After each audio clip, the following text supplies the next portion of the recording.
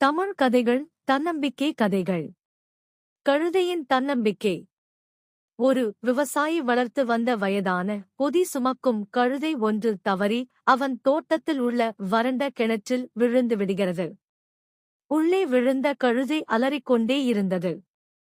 அதை எப்படி கிணற்றிலிருந்து வெளியேற்றி காப்பாற்றுவது என்று அவன் விடிய விடிய யோசித்தும் ஒரு யோசனையும் புலப்படவில்லை.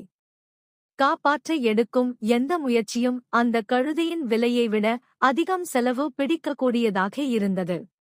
அந்த கிணறு எப்படியும் மூடப்பட வேண்டிய ஒன்று. தவிர அது மிகவும் வயதான கழுதை என்பதால் அதை காப்பாற்றுவது வீண் வேலை என்று முடிவு செய்த அவன் கழுதையுடன் அப்படியே அந்த கிணற்றை மூடிவிடுவது என்று முடிவு செய்தான். அக்கம் பக்கத்தினரை உதவிக்கு கூப்பிட அனைவரும் திரண்டனர்.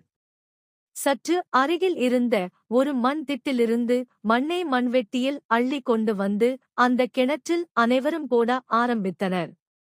கழுதை நடப்பதை உணர்ந்து தற்போது மரண பயத்தில் அலறியது. ஆனால் அதன் அலறலை எவரும் சட்டை செய்யவில்லை.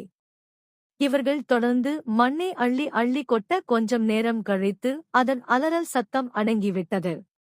ஒரு 10 நிமிடம் மண்ணை அள்ளி கொட்டியவுடன் கிணற்றுக்குள்ளே விவசாயி எட்டிப் பார்க்க அவன் பார்த்த காட்சி அவனை வியப்பிலாழ்த்தியது. ஒவ்வொரு முறையும் மண்ணை கொட்டும்போது கழுதை தனது உடலை ஒரு முறை உதறிவிட்டு மண்ணை கீழே தள்ளி அந்த மண்ணின் மீதே நின்று வந்தது. இப்படியே பல அடிகள் அது மேலே வந்திருந்தது.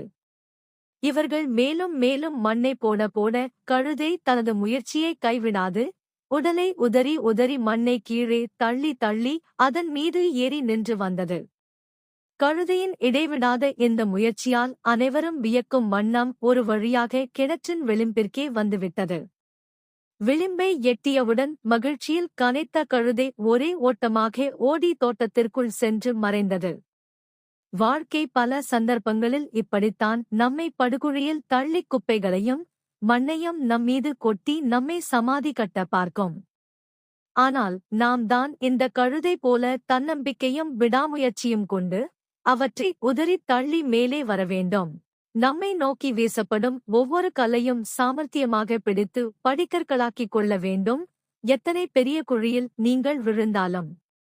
இத்தோடு நம் கதை முடிந்தது என்று கருதாமல் விடாமுயற்சி என்ற ஒன்றைக் கொண்டு நீங்கள் நிச்சயம் மேலே வரலாம். நீங்கள் எதுக்குள்ளே விழுந்தா என்ன, உங்க மேலே எது விழுந்தா என்ன?